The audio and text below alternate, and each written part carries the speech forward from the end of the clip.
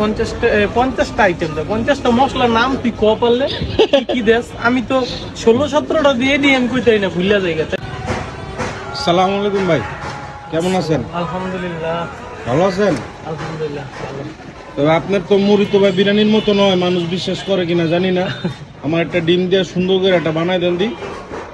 কি কি দিতেছেন কয়ে কয়ে দেন? এটা আলু দিলাম। আলু দিলেন, একটু জোরে করেন ভাই। হ্যাঁ, একটা আলু দিলাম। তারপরে ভাইকে দিতে হইব নাকি? একটু তেল ওই, হ্যাঁ।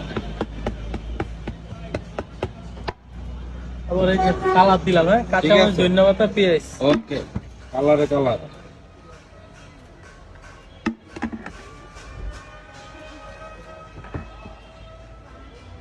দিয়ে দিলাম।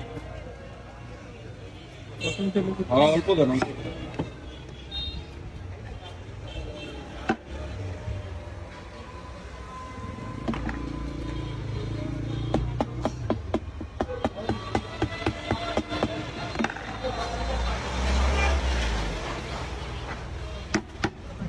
অরিজিনাল মশলাটা তো এডি নাকি? হ্যাঁ, এটার ভিতরে কয় পদের মশলা আছে ভাই?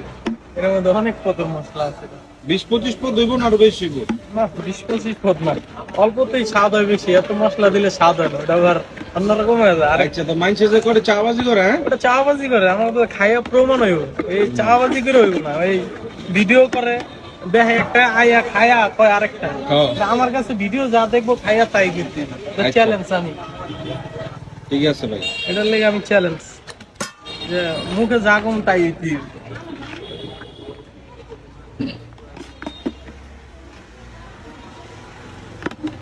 কি আর কয় যে নারায়ণগঞ্জে কোন জায়গায় জানি 50টা আইটেম দেয়, 50টা মশলার নাম তুই ক পারলে কি দেশ? আমি তো 16-17টা দিয়ে দিই, আমি কইতাই না, ভুলিয়া জায়গা। তাই তুই এত কেমনে কর? এটা হচ্ছে ডিম মুড়ি নাকি?